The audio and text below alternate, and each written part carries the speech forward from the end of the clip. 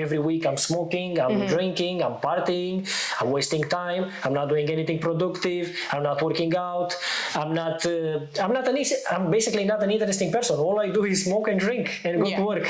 Tell to everyone their sad story, and they want everyone else to feel sorry for them. To believe them. To believe them and feel sorry. And the thing is, people will believe them. It's not that they don't believe them, but it doesn't help you. A righteous person, only bad stuff it happens to her. So why should I be one?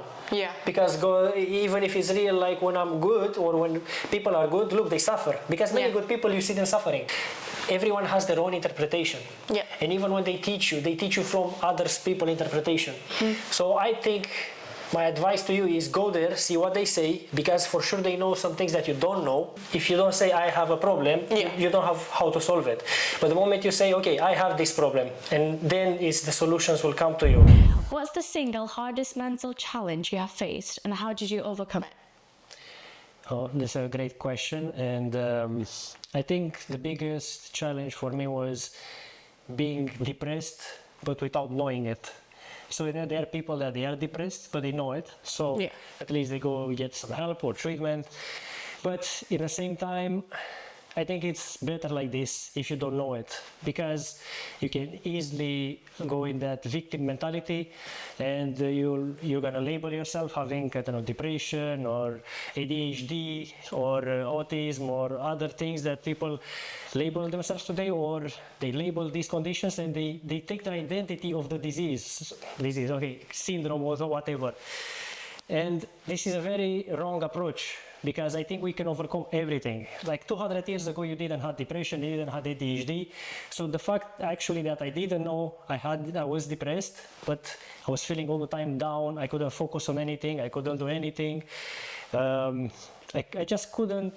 My life was going downwards and downwards, and I just couldn't help it. I was still stuck in those cycles, if you get me. And I think that was the biggest one. It was like being kind of depressed and not knowing it.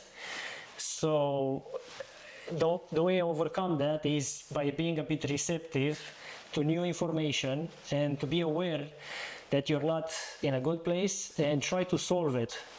Not just get into the victim mentality and say, oh, that's not feeling good and I can't do that, or I can't do that because it's not me, or many other excuses, or I can't do that because I'm depressed, I can't do that because I have ADHD. We all have ADHD. So it's just how you deal with it, and don't ever say you have it. Even if you have, like, you read online all the symptoms and they all point that you might have ADHD or depression or anything, anxiety, anything, you need to fight it. That's the whole idea. You never give up.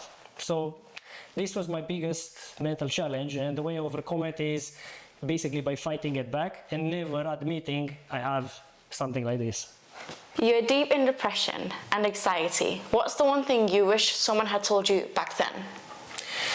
One thing that I wish they told me back then, that there is a way out, that I can do it, that I have the strength. Because you see, in that moment, you feel you don't have any self-worth.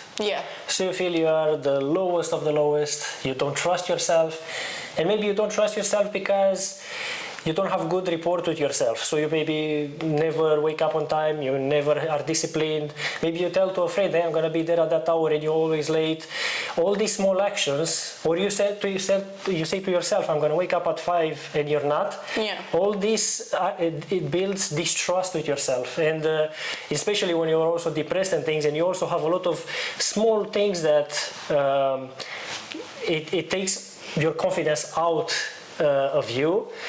It's like you feel you can't do anything. You feel because of that you are the lowest of the lowest. You can't do it. You're weak. You feel worthless. You feel worthless, exactly. And you feel you deserve what's happening in a way to you. Or you feel like you can't do anything about it. But the beautiful thing is you actually can do something about it. Because even if you are like that, if you decide from today you're gonna change, and you're gonna start taking action, and first you need to acknowledge your problem. Because if you feel you don't acknowledge and you say, if you don't say I have a problem, you don't have how to solve it. But the moment you say, okay, I have this problem, and then the solutions will come to you. But if you are thinking you're okay and you don't have any problem, no solutions will come to you. Yeah. You don't bother. You don't bother, yeah. What's the one habit that pulled you out of a miserable mindset? One habit that pulled me out of a miserable mindset. It's a very good question. I think waking up, scheduling actually is the first one. So maybe all of you have these days that you just wake up and the day just goes by and you didn't do anything. You maybe scroll for 5 hours, you watch something, or maybe you've been out to the store and back or something like that. Yeah. But nothing else gets done in that day. And you want to do something, but you just feel like you can't. You feel like... You feel stuck. You're stuck, you're stuck somehow. But you're not, but that's how you feel. Yeah. So the one thing the habit that really changed for me is like I got so angry on myself because I had like, I don't know, a week like this in a row where I was also in holiday, I was not working, and I was like, I wanted to do something, but nothing was getting done. Yeah. You didn't know where to start. Exactly. And the next day I said I will do it the next day and the next day, and at one point I said, no, this is not the right way. I need to do something. So I started writing down one night before on each half an hour what I'm gonna do the next day. And I said, tomorrow I'm really gonna do these things. Yeah. And I went by the list. So tomorrow, wake up at 8. I really wake up at 8, I check the list. Yeah. After I said shower at 8:30, I showered at 8:30 and still on. And after at the end of the day, I did more than I did the past week, basically. Yeah. So since then, I'm scheduling every day. You're being organized. Organized, but it's not only organized, because you organize yourself on the day to do the tasks. Yeah. This is prior organizing, is a night before. So you think a night before what you're gonna do the next day. The day after, yeah. Yeah, exactly. Because if no, you wake up the day after and your mind gets distracted, someone calls you, a friend calls you, or you go online and you forget what you need to do. But if you prioritize from a night before, next day you know what you have to do. When you wake up, you don't need to think, what I'm gonna do today. It's already set it up for you. Yeah. A lot of people talk about mental health, but what's the harsh truth about recovery that people don't say, in your opinion? Yes. So the harsh truth about mental health is people don't want to get better. I know it's harsh to feel, but they like to defend their condition, syndrome, or disease. So if you speak with a depressed person and you tell them you can get rid of your depression, they'll be, no, I'm clinically, I've been to the doctor, they give me antidepressants and I'm at home and I try, but I can't. But this is defending the depression, if you get me. Instead of you taking accountability and say, I didn't do everything I could in my opinion. I didn't try everything. So I didn't try waking up on time, sleeping on time. I didn't try to quit smoking, drinking, alcohol. I didn't try to be, to adopt healthy habits, at least, to do sport, because sport helps depression and anxiety and any ADHD. Sports helps with everything. So if you didn't try these things, how can you, this is a sad reality. They don't try anything. They don't try to solve it. They immediately say they can't. Yeah. They say, no, I have ADHD, I can't do that. Yeah. Oh, no, I'm depression, I can't do that. So, but that's a very wrong approach. So this is basically meaning they don't want to get treated. They just like the victim mentality. They identify with the victim inside of them, and they just want to tell to everyone their sad story. And they want everyone else to feel sorry for them. To believe them. To believe them and feel sorry. And the thing is, people will believe them. It's not that they don't believe them, but it doesn't help you. Yeah. The more you say this story to everyone, so because these persons, if you sing them, they tell you the same story to you. After, if they meet me, they'll tell me their story, their sad story to me. Yeah. If they meet another 100 people, they tell the same sad story, and that's who they become. Of course, you can't get out of it. It becomes a self-fulfilling prophecy. If you say, I am bad all the time, sad all the time because of that, because of I don't know what's happening in your life, that's what you're going to become. You're not going to get out of it. You're going to go deeper. So the way out is your mindset needs to be a bit more straight, and you need to acknowledge. Yeah, you need to acknowledge the problem, but don't and find how to get out of it. So don't stay in the problem. Okay, you have it, but you don't need to share it with 100 people. Actually, share it with as little people as possible. So I'm not saying you not having some support. You can share it with family or close friends once, not 10 times. You get me? Because it makes it worse for you. If you had to choose one thing to focus on first, mental health or physical health, which one would it be? You know, they are both really important, but the first one you need to focus is the physical. Because you might be in a very bad moment, in a very, very dark period of time, and they are all interrelated. So if you are gonna do sport, you're gonna take care of your physical health, it's almost impossible to have a bad mental health. Yeah. Or even if you have it, it will make it better. Yeah. So you can be sad, depressed, you go 1 hour in the gym or you go 1 hour running, when you come back you're gonna be better. Yeah. But if you don't do sport or you don't think about it, you don't do any sport, and you just leave it as it is, you're not gonna be better. But at least if you do sport, your mental will follow up after. Why physical? Why physical and not mental first? Because it's hard. Probably your mental is already down. Yeah. You get me? Yeah. So you're already how you are self-proclaiming yourself to be, and you're adopting all these syndromes that you shouldn't, and you're gonna be like, I'm depressed, I have ADHD, that's why I can't do this, that's why I can't do that, that's why I'm in this stage and I can't do anything about it, you know? So it's because you're already in this stage. The only way out of this stage, I think, as a first step is sport or physical training, whatever, you know, something physical, and then your mindset slowly will adapt. You're gonna, when you do the sport, you're gonna give it a break. You're gonna see things a bit different. Suddenly, not everything is as bad as it was before you worked out. Yeah. What was the biggest wake-up call that made you want to quit all your vices?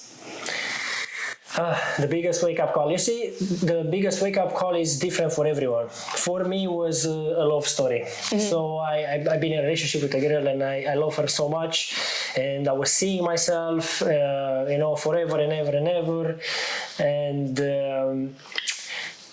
when that ended, it just for me was like it was not just that thing, not just because of that, but it was more things. So all these vices that I was already doing them, like vaping, smoking, alcohol, whatever, you get me, all the vices that you can think about it. Yeah, so all that, they already made my mind very weak. So I was already in a very bad place. I was a very weak man at that moment. Plus the breakup with this very important person for me. Plus, in that moment, I was not doing sport anymore. I was eating only junk food. My mental was the same. Like, I was like, I don't know how to explain, lazy, undisciplined. I was not doing anything. So that puts you even lower than you are. So all this combined, they give me like a rock bottom. Yeah. So like something that I never experienced in my life, like the biggest pain basically in my life. So that's what made me quit all my vices, because I was like, okay, I never want this to repeat ever in my life, this situation, because it was so painful. I said, I never want to feel this pain in my life ever again. So after I start asking myself, why did this happen?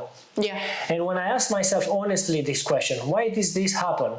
So in that moment, I looked myself in the mirror and I was like, I was looking bad. Yeah, I was like depressed. I was like, I realized, oh, well, every week I'm smoking, I'm drinking, I'm partying, I'm wasting time, I'm not doing anything productive, I'm not working out, I'm basically not an interesting person. All I do is smoke and drink and go to work, you know? So I was not doing anything else. So when I realized, I was like, oh, this is why it happened. So then I said, I need to stop everything that led me to this point. Yeah. So that's what I did. So I said, I want to get rid of everything that made me to arrive in this situation. So this was basically all the vices, all like everything that was harming me. I just left it.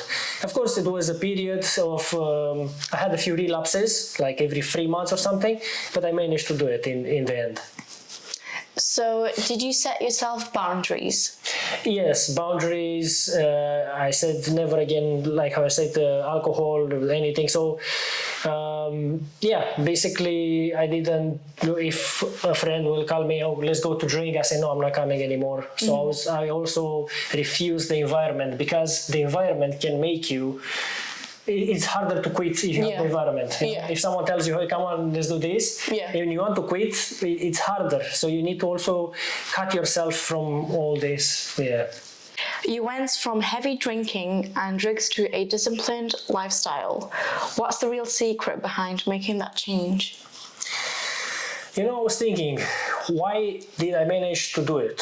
Why did I manage to get out of that lifestyle? Yeah, like drinking, smoking, sometimes drugs, things like that. I don't really even want to speak about them anymore. But I'm doing it so you can understand where I'm coming from. And and I was thinking, why the other people they still stay the same and they can't change? What made me to change? How did I? Because honestly, I don't feel I'm the strongest person or like the toughest person or the best mental health, but somehow I managed. And I realized the way I managed is because I ran back to God.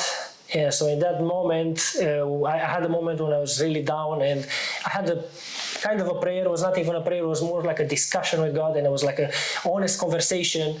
And I was like, God, I want this to stop. You know my heart, I really want to, but I can't. I can't stop. I want to, but I can't. So what should I do? Like, something like that. And just, I feel since then something changed in me. I feel since then almost like God felt sorry for me in a way, if you get me. So I felt like He gave me the strength. And after this, don't imagine immediately it happened like this. So I was still doing it, but I was doing it less and less frequent. Yeah. And after I was doing them, I was like very sad that I relapsed. So if I went again drinking, I was very sad. Why did I do this again? So somehow that's how I feel this was the missing part for me. Because there are many people that they try and they relapse and they go back and they just can't hold themselves to not drink ever again. So I think that's the missing piece. That's how I think I managed. So, do you have a strong relationship with God? Now, yes. Yeah, I would say I have a strong relationship with God now. It wasn't like this, it was just gradually. Yeah. And some people don't understand how to build this relationship with God or how to arrive, but I think it all starts how it started with me, just from that one prayer. So I feel I didn't do much work, but just I had the willingness to approach Him and to say what I want. And after, I feel like He arranged the things that happened, that at one point some church members came to my door and approached me, and after I went for a Bible study, and after, by doing that, they kind of reestablished my connection with God, because I didn't know how to pray. I didn't know things or not the right approach. So I feel like after He sent to me the necessary encounters and things like that helped me to make a connection with Him. So it happened gradually, but I feel like I didn't work that much to do it. It just happened just because my intention was really pure and I said what I want. Relapses happen. How did you keep going when you felt like you failed? Yes, the relapses happen, and when you are a bit more out of these vices, and maybe you've been clean for 1 month or 2 weeks. Some people, maybe it's a good achievement for 2 weeks, but let's say 1 month, 2 months, 3 months, and you relapsed. You are going to be very disappointed of yourself again. You're going to be like, why did I do this again? You're going to be sad, upset on you, because you really want out of it, yeah?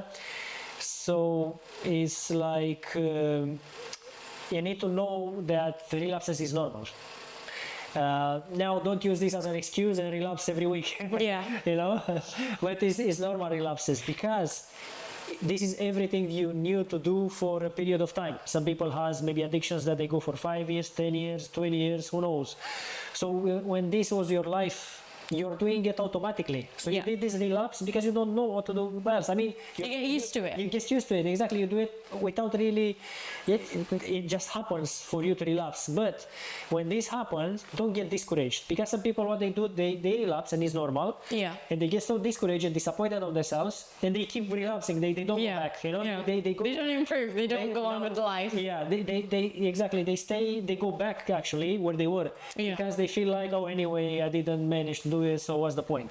Yeah. No, the thing is, even the strongest people, even the most biggest athletes that you see, Michael Jordan, whatever, yeah, Kobe Bryant, when they play basketball, they shoot at that basket millions of times, so they can achieve the performance that they have now. Yeah. They fail many times, but you don't know. If you don't believe me, Google and see.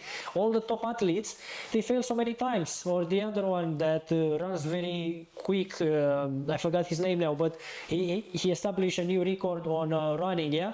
He ran for 10 years until he managed to break the world record. So imagine 10 years of failing, and after that, Just to achieve that small, just to achieve yeah. that small thing. So it's the same with you when you have this relapse. It's like it's happened. It might happen again in 2 months or 3 months. Yeah. But don't go back. Don't go back on the bad lifestyle. Just go back on the healthier alternatives. Go back on trying to be on track. You know, don't get discouraged and fall back on them. No, just realize, okay, I did relapse today, and it's okay. I'm a human. I have sometimes weakness. This was a weak point of mine, but I'm not gonna allow this to happen again from today on. And you gotta go again. So maybe next relapse will not be in 1 month. Maybe next relapse will be in 3 months. Yeah. And again, you're gonna be disappointed and things like that. But you don't have what to do. Then just get back up and go back at it, because this is life. You know, when you first learn to ride a bicycle. How many times you don't fall until you learn to keep your balance? Many times. Yeah. So it's the same with you. You're gonna fall a few times until you're gonna maintain yourself without relapsing at all. You reconnected with God after years. How did faith actually change your life? It changed it only for the good. And here I need to give you a backstory. Like my mother, she always been very religious, and she taught us when we were kids how to pray and things like that. But we were not really going to church that often. And I kind of had faith as a kid until I was like 18 years of age, when I had a disc herniation while my dream was to be a bodybuilder in that moment. So because of that, I stopped that sport, and I felt like God was unfair with me. Yeah. So I was upset on God. I basically denied God since then. I said God is not real. I said He doesn't exist. What sins I have when I'm 18 years of age, and I didn't hurt anyone. I'm not a bad person, and He just took everything that I ever wanted, basically. You know, that was in that moment, because I was a kid. For me, I was really, that identity of being a bodybuilder was everything for me. That's what I wanted, and it was very strong. And so basically since then I denied basically God. I said He doesn't exist, and I took and when you do this, even your choices reflect that. Because I started denying God, I was like started smoking, started drinking more, starting like many other things, because I was like, what was the point of being a righteous person? Or I was finding myself reasons. Look at this. Or I was saying like, look at this righteous person. Yeah. Only bad stuff it happens to her. So why should I be one? Yeah. Because God, even if it's real, like when I'm good or when people are good, look, they suffer. Because many good people, you see them suffering. Yeah. So you're like, oh, why should I be a good person? Anyway, so the thing is, me, you see, I didn't notice it then, but years gone by, so from that age, 18, 19, until 30, when I had that, that fall, that rock bottom that I said, when I was rock really... bottom hits, rock bottom, yeah. So all those years without God, brought me to this rock bottom. And when I started again, I don't know if you've seen the previous videos, I said that I went back to him in a prayer when I was feeling really down, and since then he took me out immediately, no discussion. Like, I feel like I'm exactly like in the Bible is a story with the lost son when he returns. I felt exactly like the lost son. He took me back, he gave me, in the Bible they say they give to the lost son new clothes, new shoes, they give him a ring on the finger. That ring on the finger means they give him back his self-worth. That's what I feel God did with me. Like, he feel like he restored me immediately. Like, all those past mistakes, I felt like he just erased them for me. And this is how basically faith changed my life, because looking back, life can be lived forward, but it can be understood only backwards when you look back at it, what happened. Yeah. So in that moment when I look back, or now when I look back, and I seen all those years without God, they was the most miserable years of my life. Like, everything was going bad for me. I was depressed, I was anxious, I was vices, I was in a very bad mental health, but I didn't know. I had everything. Like, I was not happy at all, in those years. Yeah. Since I reconnected with him, everything works out. Life is beautiful again. Everything is amazing, So that's how it helped me, And here again, I don't want to just go and find God in your own way, because some people will promote you a certain religion, and I am myself Christian, but I can't, and I've been to a few different type of Christian churches, and honestly I don't know which one is the real, like the most truth. But you need to have your own discernment. You need just to go there, no matter which one it is. Or if you are a Muslim, go to mosque, whatever. If you are, go to temple, whatever you have, but just connect with the divinity. What I can tell you is, it's not exactly, in my opinion, how they tell you in the holy books 100%. I mean, everyone has their own interpretation. Yeah. And even when they teach you from others people's interpretation. So I think my advice to you is go there, see what they say, because for sure they know some things that you don't know, but have your discernment. You decide what applies, what it doesn't apply, what is good, what is not good. Because sometimes it can be even there by some flawed teachings. But I think overall, for example, I think overall religion can save the world. Why? Imagine your average council family house that for example have they live on benefits, they smoke weed all the time, they drink all the time, they don't do anything with their life, and imagine those kids are suffering, imagine the kids of these persons, they're suffering a lot, and now imagine a family that goes to church, or they raise the kids in church since they were kids. Who do you think they are better member of societies? So I'm not saying churches are 100% right. Yeah. But they are more right than your average people, if you get me. It will definitely help more the society and the world, and those people, they will help them more if they will be members of churches, and if they will take God more seriously. Even if that church maybe is not right on 100%, it still has more benefits. If someone doesn't believe in spirituality, what would you say is the point of faith? Yes, well, I think the point of faith is, if you don't believe in spirituality, it will be hard to believe in yourself too. Because it all starts by believing and trusting God is on your side, trusting that God has your back all the time, trusting that He will help you in any situation. And by doing this, you're not going to be afraid of anything. You're not going to be manipulated by the news. You're not going to be manipulated by anyone in general, because you're not afraid.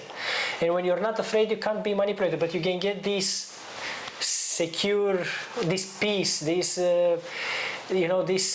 just by having your spirituality in check, by being in contact with God, with the divinity, by praying, by meditating all the time. This is the point of faith.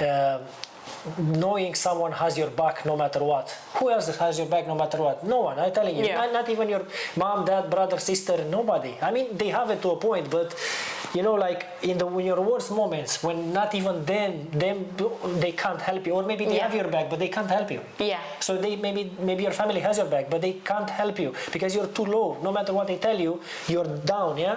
Who else can help you? And by knowing this, knowing that no matter what, God is with you, is having your back. He was with you since you were born and since you're gonna die. You're gonna feel like, oh, I have actually the best friend with me all the time. I'm all the time protected. My back is all the time protected. Like nobody can do anything to me. Yeah. You know. So it gives you this certainty. It gives you this power. It gives you power if you believe, if you're spiritual. And after you believe in God, this can transfer to you as well. After you can be like, I can do that. Why? Because God helps me. I can do that. Why? Because God always has my back. I can move this mountain. Why? Because God said so, and because I believe it's true. So you see, by believing in that, you're gonna believe in yourself, no matter what.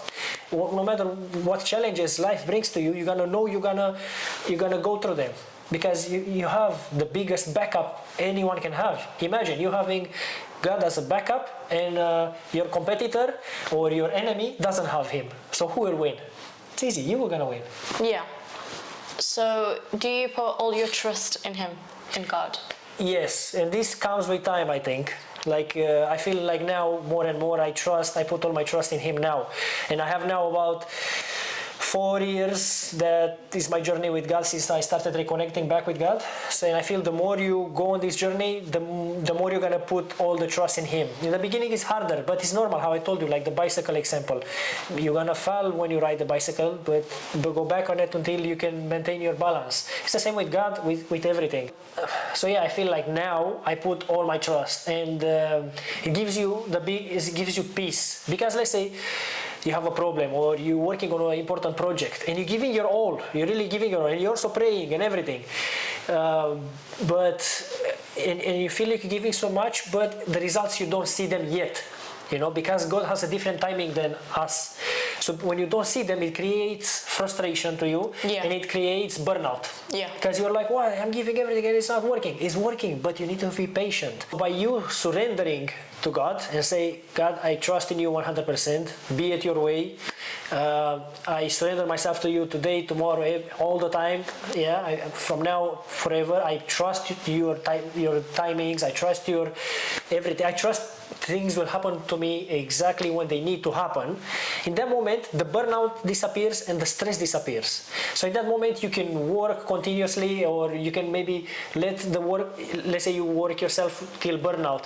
You will take some rest, and you're gonna feel sorry for it, and you're gonna exit the burnout, and you're gonna have a more calm mind, and you're gonna see the things different, and you're gonna act different after, because you know no matter what, He has your back, because you surrendered. And the more you surrender to Him, and the more you put all your trust in Him, the easier your life is, because you know you're gonna be secure no matter what. All your plans will work. Just not when you want, just at the divine timing. So you talk about peace, but what does peace actually mean to you? Okay, so this is a very good question. And peace, I think it means having that certainty that everything will work out for you eventually, and all the time things will end up even better than you expected. Peace is when you don't feel like you need anything. You might want some things, but not in a material sense, or you might want money, but not for the sake of money. You might want money for the freedom that it brings. You might want money for people that you can help with the money. Peace is like, I don't know, it's like everything is how it should, everything works as it should. You trust everything, you trust the process, and your mind is calm. No matter what, things will just work out. And this is how peace is for me in a way.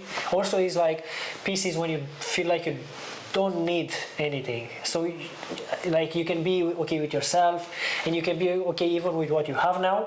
You feel complete. You can feel complete even with what you have. So maybe you don't have the best financial situation yet. Yeah. You're not in the career where you want, or you're not exactly where you want, but you still feel at peace even like this. So you feel like nothing is missing. You feel like you're complete, how you said. But so I think this is what peace means. But this doesn't mean you should not strive for anything. It means you should strive to get better, but in the same time be also comfortable with what you already have. So Yeah. don't be ungrateful. Don't want Appreciate appreciate what- what you already have. Yeah. So that's how I would define it. How does your faith guide you through tough days or doubts? Yes.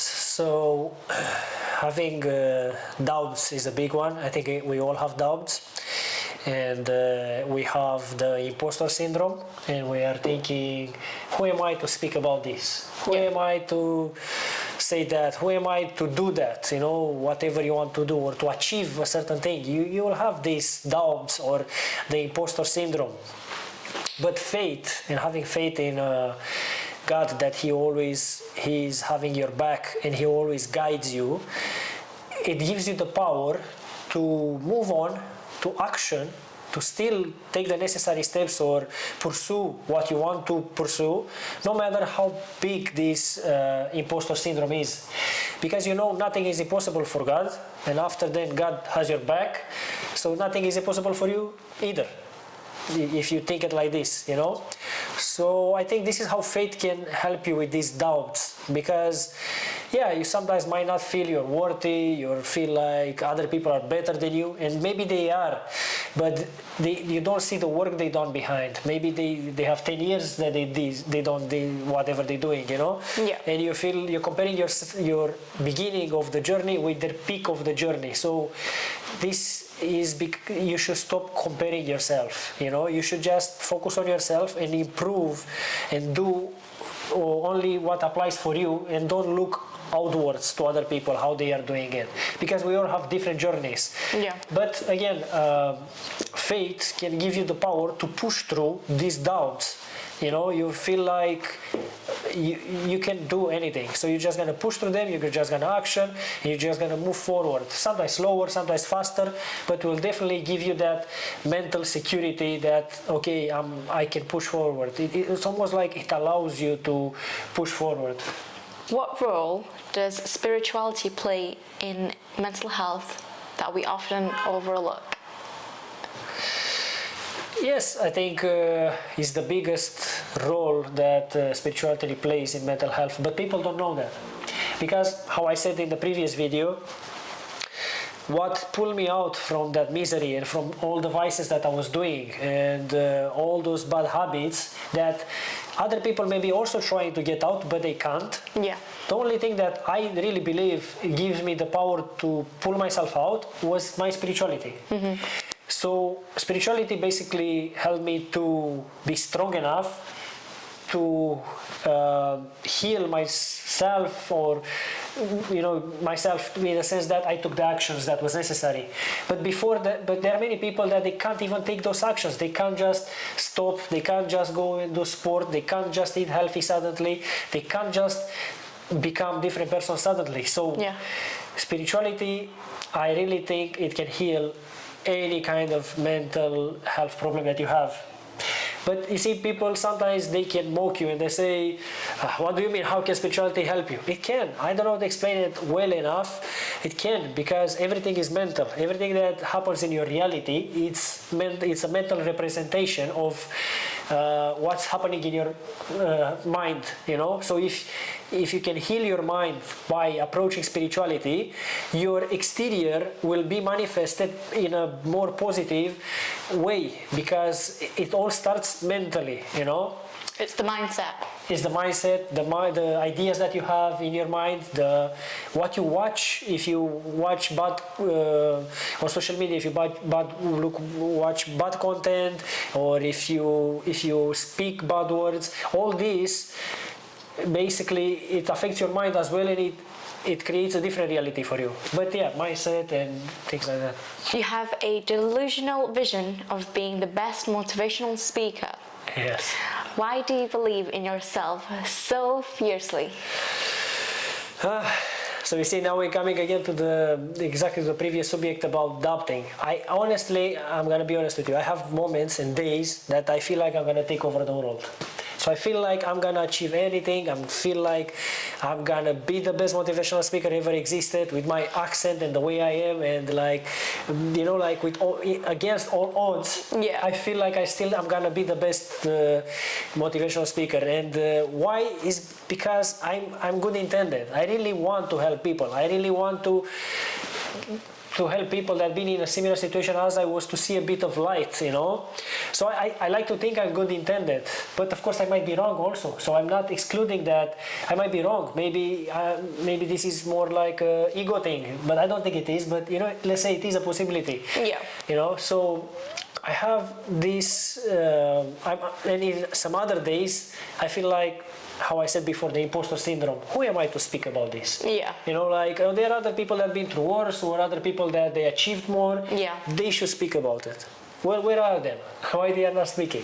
Yeah, so I have this imposter syndrome, or I don't have everything figured out yet. So I don't know exactly how I'm gonna get there, how I'm gonna do it. No, but you know, they say when you walk the path will appear as you walk through it. So you don't have a roadmap, you know, up front. You're not gonna know how you're gonna achieve there. You just need to have that faith. And the same, if you're gonna see another previous videos, we speak about faith and how this can help you to push through these doubts and imposter syndrome and all those things. So how I said, I don't have everything figured out, and I don't know how it will play out. So you need to stick around and see if I'm gonna make it or not. And another reason why I think is because why not?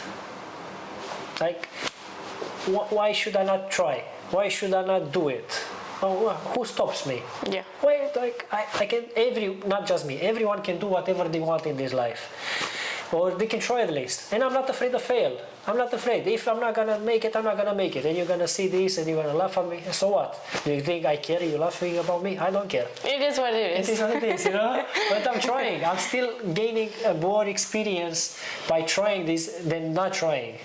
But I have faith I will make it if I can keep this idea long enough in my mind, if I can focus on it, if I can, you know, manifest it, if you get me, if I will take the necessary actions and I'll focus on it, at one point, I think it will happen. But if it doesn't, it will probably still lead me to somewhere better than if I would not have tried this idea. And besides this, I think I'm really good intended, and I think God wants people to share a good message, to share His word, to share some light in this world. So I like to think I'm also backed up by God, how I said in other videos. How did years in a harsh warehouse jobs shape your idea of self-worth and purpose? Yeah, this is so I want to start by saying that if you have a warehouse job, there's nothing wrong with it. I had warehouse jobs for many years. It was okay. I don't think it affects your self-worth necessarily, but as in any profession, you take a bit the identity of that. Mm-hmm. So if you, how you say, you're a makeup artist and brow specialist, yeah, you're like, this is who I am, no? You're like, you know, and yeah. It's the same with me when I was in a warehouse. I was like, I'm a forklift driver, and I was also being a warehouse man at one point, or I was in picking and packing, and I had many different warehouse jobs. And yeah, I don't think it affects your self-worth, but it can tie up to your identity. That's who you are, basically, you know. Many people do this, I don't know, if, let's call it a bit of mistake in a way. Because, okay, if you have a nicer job, like, your self-worth will be higher, but yeah. And if you have these jobs, you feel lower, but you shouldn't. Because your value is not just in your job, it's in you as a person. Yeah. It's in your trust in God and His plan. And if you're like me, when I was in the warehouse, I was never thinking I'm gonna be a photographer or a videographer, I'm gonna have an office job, and I didn't do any university or something. Yeah. I just jumped like suddenly, and I was never imagining this is possible for me. I was thinking I'm gonna be in warehouse for the rest of my life. Yeah. So don't judge by your current circumstances. Your current circumstances might give you a low self-worth because you're thinking, oh, I don't know what I'm doing. I have, I'm this low job that you don't like or whatever, and I'm gonna be. No, you're not gonna be stuck there. Yesterday actually, I seen a TikTok video with a guy from my country. He said he been at one point, how you call it? He was a garbage truck driver in London, and now he's an actor. He has 3 restaurants. He's having like a good online presence. He win a comedy show. He did all this, he said, in the past 3 years, and he said he will never expect this will happen. Before, he was like in England working some jobs like that, and suddenly when God decides to bless you, it just happens. But I'm telling you, he will not bless you if you're not grateful even for that job that you have. So no matter you are construction sites, you can clean sewers, I don't know, you never know. You need to be grateful for that and have patience, and you're gonna see at one point, it's like in a video game, when God decides, you're like, how? You're not gonna know. You're flying! Yeah. Yeah. So in my case, when I was in warehouse, I didn't even have a purpose. So the question, it's a bit hard to explain from that point, but I don't think a job can influence your self-worth.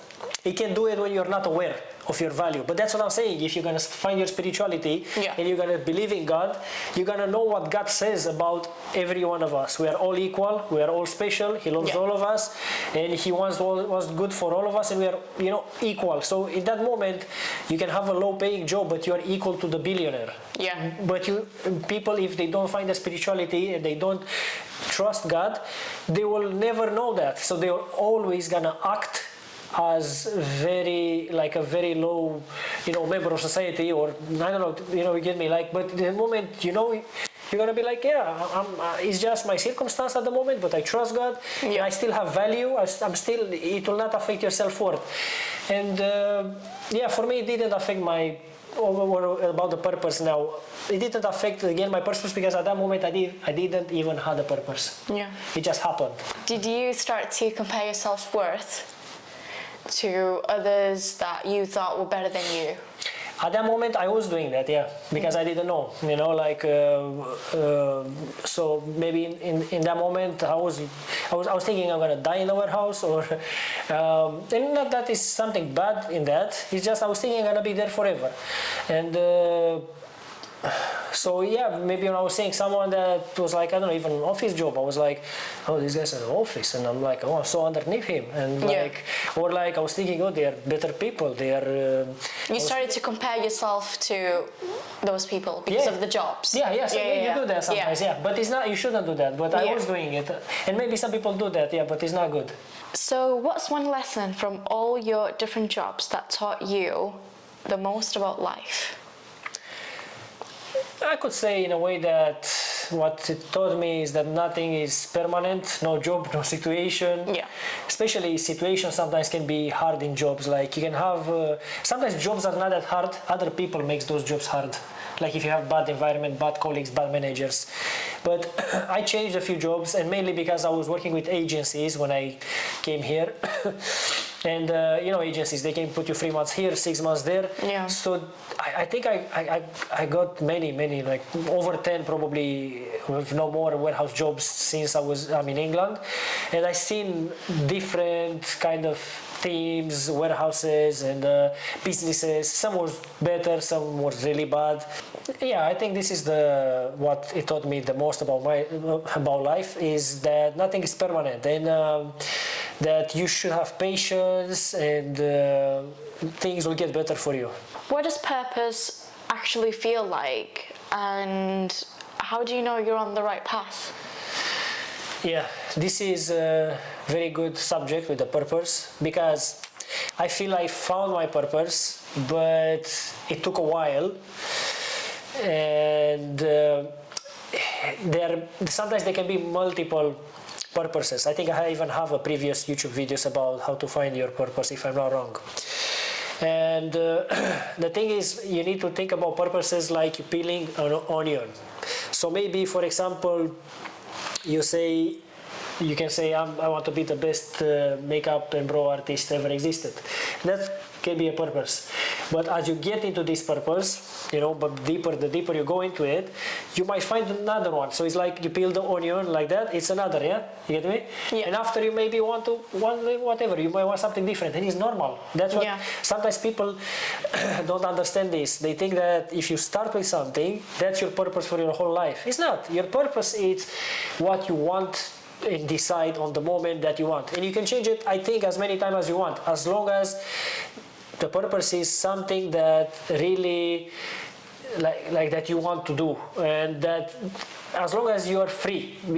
Purpose needs to mean freedom. So for example, if you started to be, I don't know, like I say I want to be the biggest motivational speaker ever, yeah? And maybe at one point I just don't want to be anymore. It's fine. Maybe I want to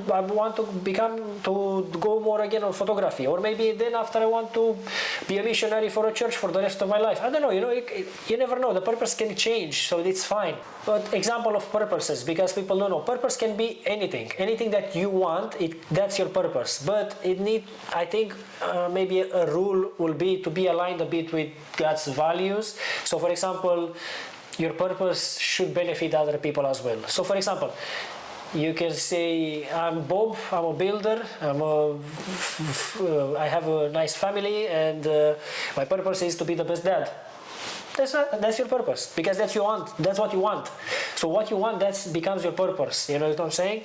Or another will be like, I'm, you know, Robert. I'm a manager. I have a big team, and I like to make the most efficient team or the best product in the world, or whatever it's at that moment what you want. That can be your purpose. And you see how these purposes that I just mentioned, they are also helping other people, not just yourself. So if you're that manager, you need to be good for your team, yeah? You need to support them morally, you need to teach them, you need to give them the knowledge, you need to make them feel happy there. No, if your purpose is to be the best dad, you need to educate those kids, you need to take them to, you know, to sports, to schools, to go holidays, camping with them. Take action on this, you know, and that's your purpose basically. So purpose can be anything. It doesn't need all the time to be to say I want to save the world. Like, we all want to save the world, but if you don't really want that, if you don't want the pressure of saving the world,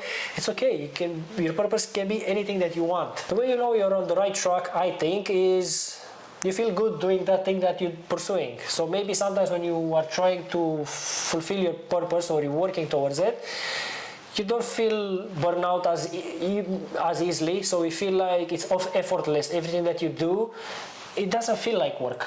So maybe you are going all the time doing that, coming back, doing some efforts, meetings, meeting friends, networking events, and you're busy all the time, but you feel good. You feel like you're enjoying it even.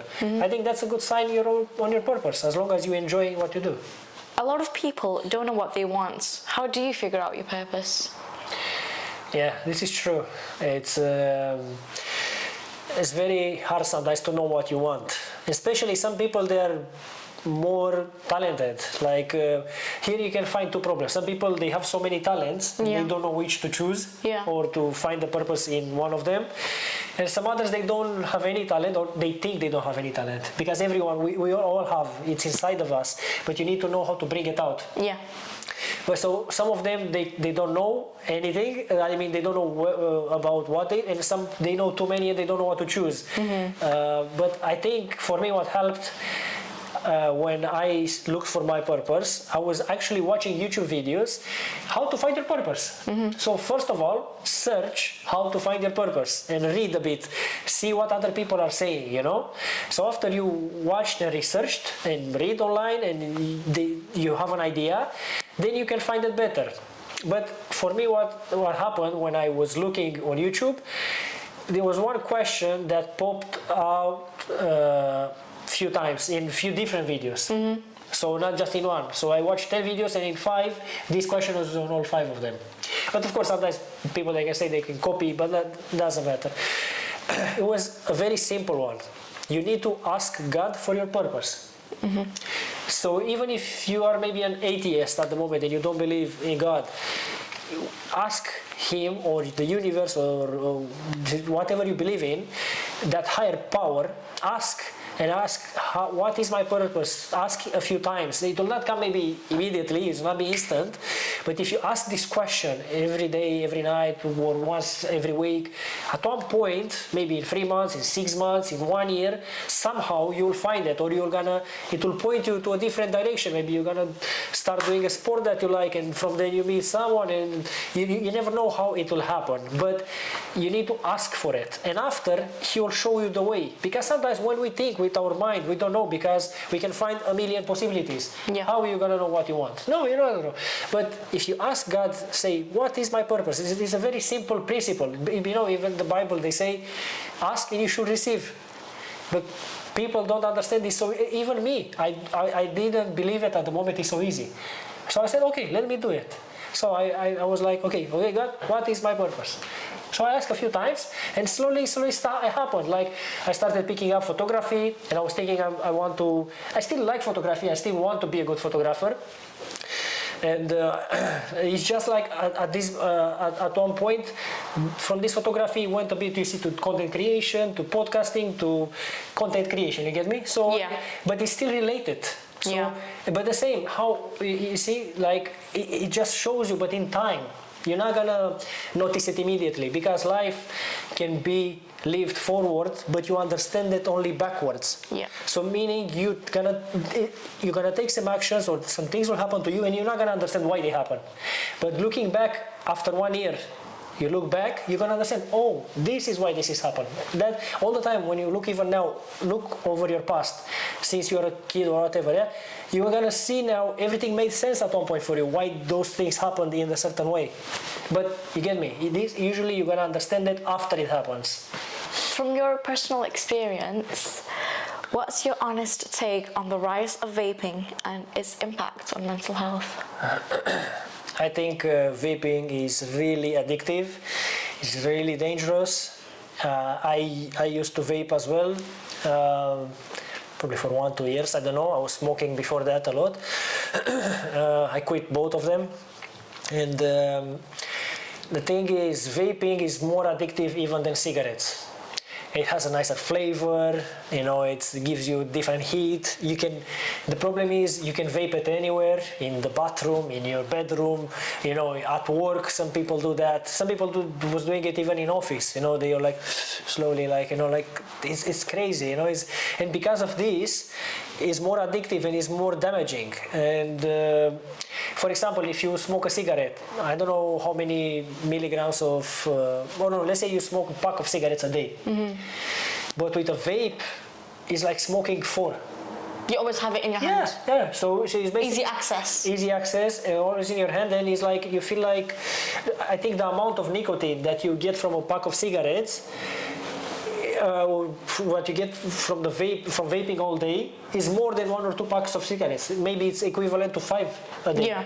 You know, some people will argue and say, yeah, but vape has just nicotine and it doesn't have, other toxics that cigarettes has. But even like that, it's too much nicotine so that's why it's a higher addiction. And actually, when I quit smoking, was easier than when I quit vaping. Mm-hmm. So like, it was harder for me to quit vaping than cigarettes. And after I quit vaping, I was eating like crazy, and I didn't know why.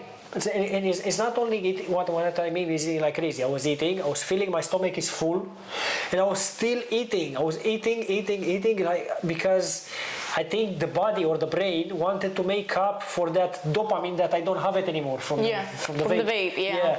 So it was really awful. It's like really, yeah. I think it's not good, vaping, for sure. And it's not good because it makes you less resilient. It makes you less strong, mental. Because all the time when you have something hard is happening, or you did 1 hour of focused work or manual work, and you feel like, oh, I need to relax now.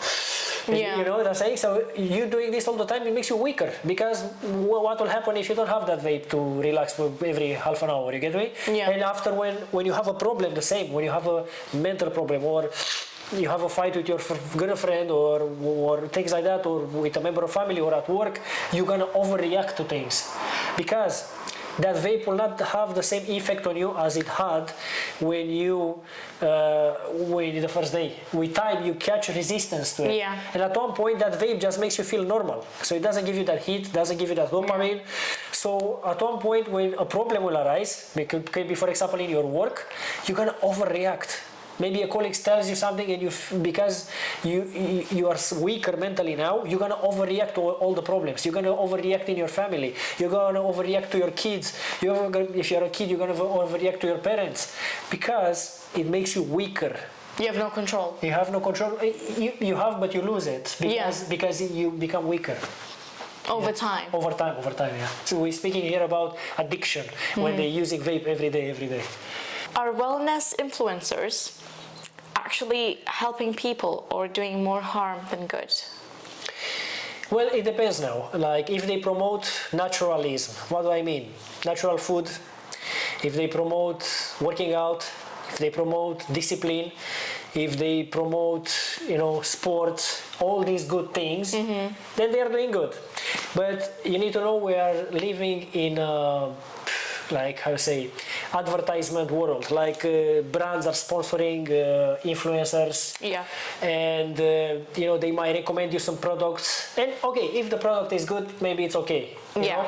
But in many cases, influencers, they don't know what they're promoting. Yeah. In many cases, they do it for the money, of course. Yeah, for the cash. Yeah, of course, that producer will tell you, oh, these are the benefits, and they will repeat what they are told, and maybe they even believe some of them in this, And we need to discern this. So if they are just promoting for them to make money and for that supplement or whatever, then it's a bit of a problem.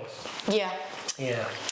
I think it also depends on how the influencer as a person themselves actually are. Yeah, how they carry themselves. How they carry themselves. Do they do this in the past? Yeah. So if they have experience about the product they recommending, like for example, if you do gym for 10-20 years, you can recommend the gym product. But if you do gym and you recommend something totally, I don't know, makeup, and you're a man maybe, you can't, So I think it's also, if they are living it, if you get me, if they are really experienced it, as they say.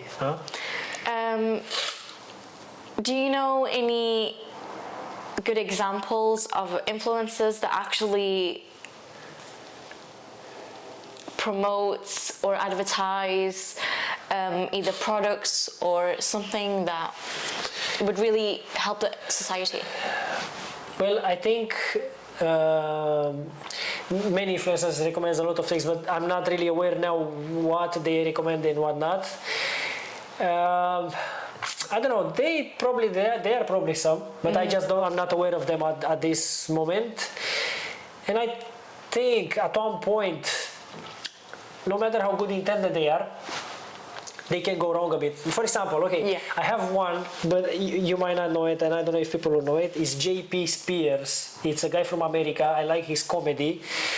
And he started promoting, for example, he before promoting everything, natural, sport, things like that, and natural light, meditation, whatever, prayer at one point, because he's religious, now he become religious, so he promotes good things for the people. And he always made these promotions for other products. But for example, but now recently I see he's promoting that thing, THC, or that oil, marijuana oil. Anyway, so he has that oil, that weed oil, marijuana oil, you get me, but the legal one, and I know it has some benefits for people with like epilepsy or things like that, but now he's promoting it, like, and he shows himself when he's taking it, I'm taking it before sleep and things like that. Now, I'm not educated on this subject, so maybe he's right, I don't know, but in many cases, how I said, if it's not natural, if it's man-made, usually it's not that good in a way, So because weed is natural, maybe, let's say, but this oil extracted, it's a process. It's I don't know. I might be wrong, I may not, but you get me. So I think at one point, no matter how good you are, you might end up promoting a product like this, or influencers promoting alcohol, or they promoting their own brand of wine or vodka. I think this is not helping our society. Yeah, I agree. But I understand that they are consumers, that they will use it. So in a way, he helps those people, because those people, they're gonna drink anyway. Yeah. You know what I'm saying? So it's very. But it has disadvantages as well. Yeah. Because it's not for everyone. Yeah, exactly. Yeah. So It's a delicate subject, you know. It's in the middle. Yeah. How do you protect your mental health while building a career on social media? It's a good question, but I'm not there yet. In the sense that I'm still growing, learning, doing. So I don't even have the haters yet. So for me it's good. Like I can protect myself. I'm okay, you know. Like it's nothing bad here. It's easy. It's easy. Yeah. So it's like For now. For now. So that's what I'm saying. We need to come back to this question when I'm gonna have like 10 million followers or something like that. Do you think hustle culture is toxic? How do you balance ambition without burnout? Yes, so it's a good question, and this balancing is really important. Even though I've seen some other people, usually people that has courses or communities, they promote even harder the hustle and the grinding. And I don't think that's the way, because it's impossible not to reach burnout. But why they promoting it? Why they promoting this hustle culture? Because they sell you a dream. So they tell you, if you buy my course, you're gonna be a millionaire, or you're gonna be the best in your niche. Yeah. And in many cases, when people buy that course, maybe 10% of them will do that, and 90% will not. That's the true reality, Because it's not like because they can't, it's because the people that buy the course, they are not ready yet. So for example, they are very immature in the beginning and they just like the idea, but when they see the hard work, you know, so they can't. But this, after people that sells these courses, they will have a lot of feedback or things. They'll be like, I did what you said in the course, it's not working for me. So they will need to make them not happy, to make them feel like they are not working enough. And some of them, they are not working enough, some of them. But there are others that they do whatever they are told there, but still the circumstances, the place, maybe they are not in the right country, they don't know the right people, they don't have the right circle, even if they are very talented, you know. So they go the course, they do everything that says in the course, and it still doesn't work. So in that moment, these people, so they don't get in trouble, I think, in my opinion, they say, you need to work harder. I was working day and night. And you do that for a period of time, for 2-3 months, and you enter that burnout. You need in that moment to relax a bit, you know. You need to also have some day off, at least one full day off in a week or something like that. So I think it's good to hustle, but you need to balance hustle. So you can't hustle with 4 hours of sleep a night. Yeah. You can't hustle and drinking and smoking because it will not help you, it will be harder. You can't hustle and not reading any book or not, I don't know, things like that, you know. So that's what I'm saying, it needs to be a balance. So some people, they will promote this hustling like in very aggressive. I think is because, so they will be like, you tell them, oh, your course doesn't work. Oh, did you do 200 hours a week? You can't even do that, but you get what I'm saying, you know? You'll be like, oh yeah, that's why it doesn't work, you know? It can be also the cause that is, you know, exaggerated a bit. But the way I think you should do it, when you work on a project or whatever you do, all the time have it in your mind. So have the idea in mind. I want to have the final vision, have the vision of what you want to become. So I want to be whatever you want to be.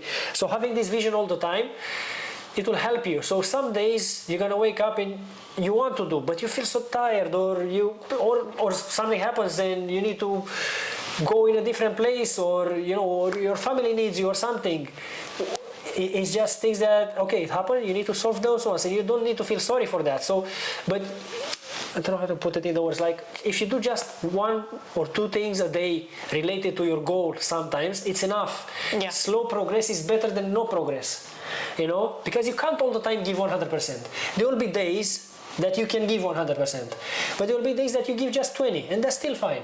Yeah. And days that you can give 50, that's still fine. And after 80, and after 10 again, and after, so it's okay. That's the whole idea.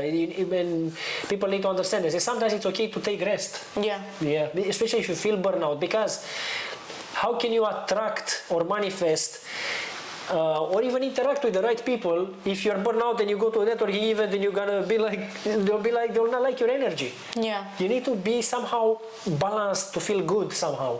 So work, but also feel good. I don't know to explain it well.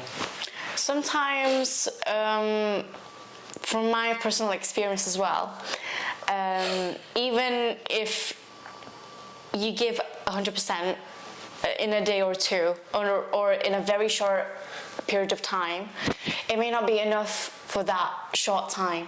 Exactly. You still have to work to get to the top. Exactly. And it's about more about consistency. Yeah, yeah.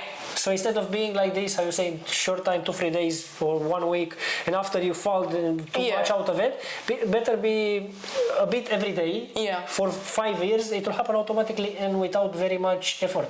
Yeah. Do you feel like you need to do this sometimes emotionally when you feel like it, or do you feel like you have to push yourself to be able to reach your goal? Yes, you see, it's about discernment, your own discernment. So thinking what will work for you in the moment, because sometimes it really depends. It depends. If you, for example, if you are usually a productive person and you usually do most of the tasks and you usually are a hard worker in general, and maybe if you have this feeling once a week or once a month or whatever that you don't really feel like it, maybe you should listen. Maybe you should take a few hours off or half a day off or whatever, because you usually are grinding. You usually are doing it all the time, So maybe you need to walk in the nature. Maybe you need to, read a book or speak with your family, whatever, In this moment, I think you need to listen, not to hustle. Listen to your feelings that tells you not to do it, Yeah. But let's say you are a different kind of person that in general you are chilled most of the time, but you also have this side project, and you want to take it somewhere bigger, but in general your life is easy, you have enough time in the day, in this moment you need to push yourself, because you have enough time free anyway. You all the time, most of your time is free, so in this moment you need to push through that feelings, because in this moment your feelings are lying to you. So in this moment you feel bad because you're comfortable all the time and your feelings want you to be more comfortable. So in this moment, you push yourself. But if you are working every day, and sometimes it happens for you, to have like this, I don't feel like doing this, or like a burnout kind of thing, maybe you should listen to your body and relax a bit that day. Not that week, not a full week. So I think it depends on the person. Exactly, it depends. If you're a hard worker in general, and sometimes you don't feel like it, it's okay. But if you are not a hard worker and you don't feel like it, maybe you should push. Push a bit, It depends on what kind of person you are. Yeah. Yeah. Can people be happy without a big purpose, or is that just settling?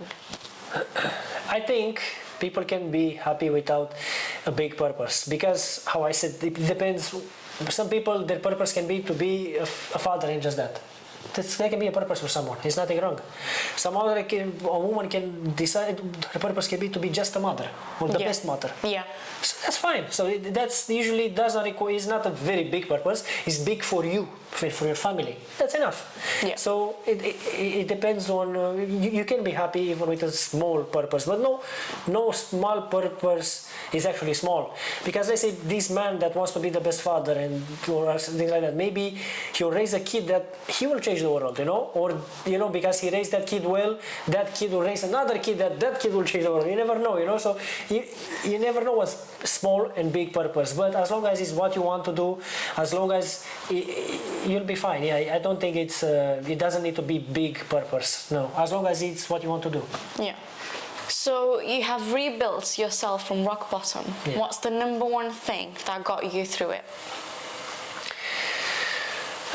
So, rebuilding from rock bottom. So, how I said before, beside finding your spirituality, because I think that was the first step. First, asking God to help me, and speaking with Him and explaining Him my problem. Beside this, there were two very important. One, I was receptive. So when someone told me an information, I took it, I researched it. So at that moment, someone told me, hey, watch the movie The Secret.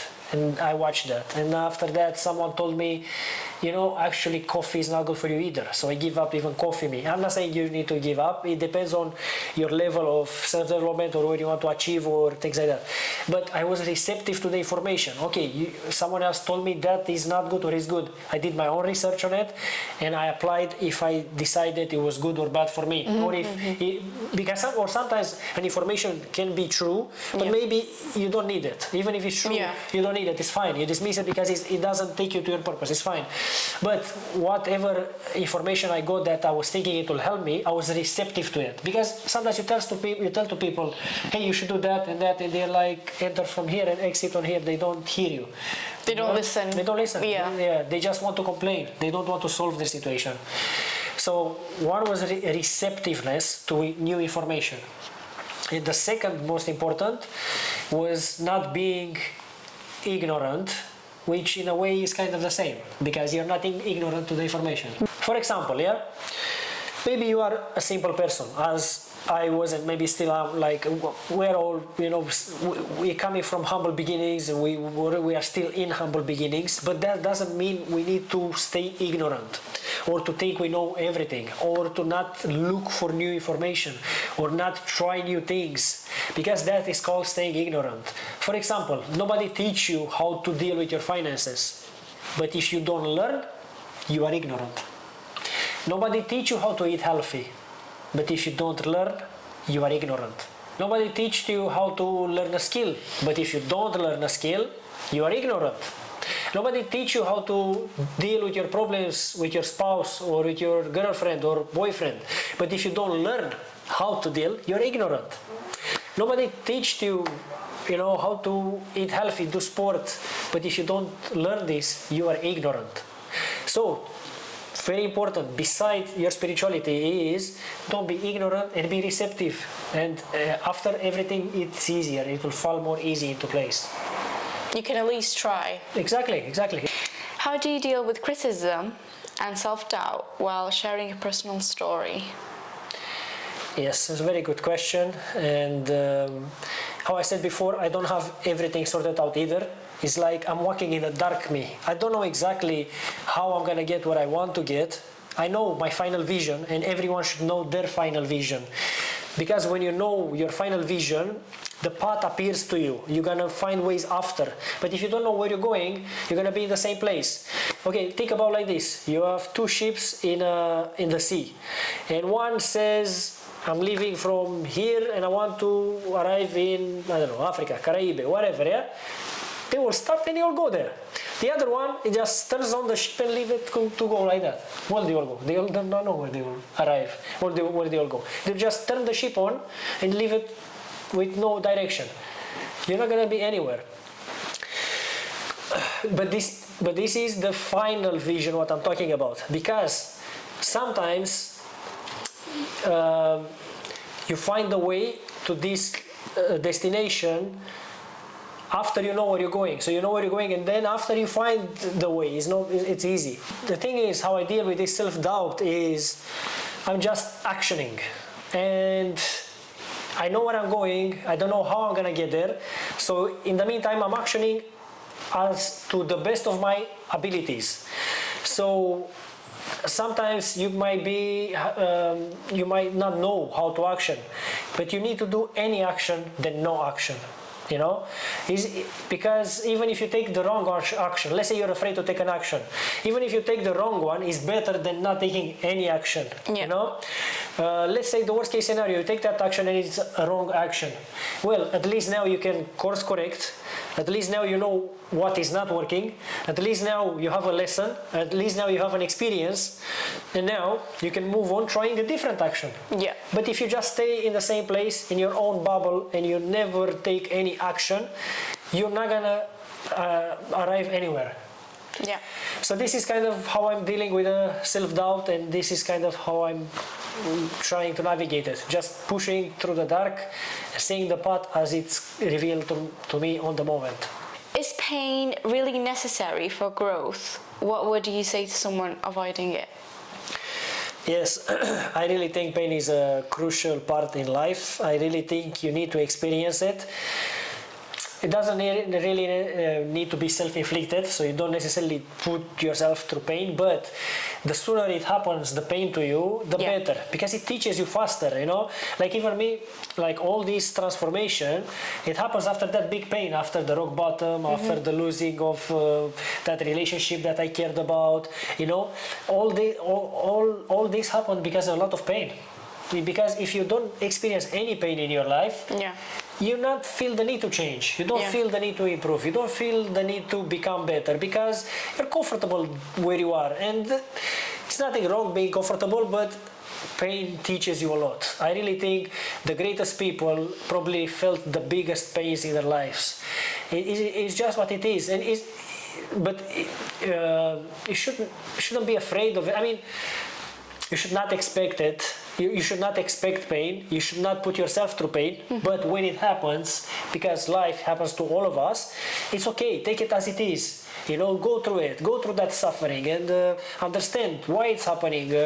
What this pain tries to teach me. How should you know? Many cases you're gonna end up with many lessons learned, and you're gonna become a better person after the pain. And it's just life. Pain happens to all of us, not just to me or you, to everyone. It's just normal. It's part of life. That's how you need to see pain. Do you think pain makes you as a person more ambitious in a negative way or in a positive way, and why? I think it's all depending on you. You can do both, I think. So I think yeah, people that been through pain, they can be more, how to say, ambitious, and they can strive for other things because they felt so much pain. They don't want to feel that pain anymore. So they try to do everything that they can in their power to not experience that anymore, you know, or to make a better life or to make more money, so they don't experience and things like that. And I think here.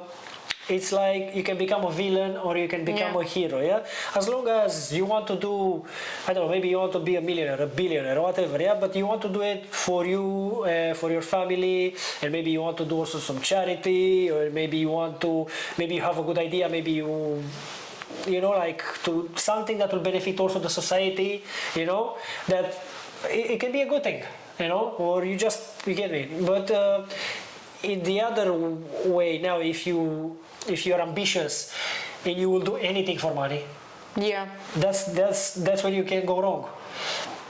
Maybe you gotta promote a product that's not good, and you know it's not good, but you just care about the money. Cash, you just care about the money, and after, you know, the same, like you do a lot of money, but who knows what you spend that money on, or you know, like, or how you make that money.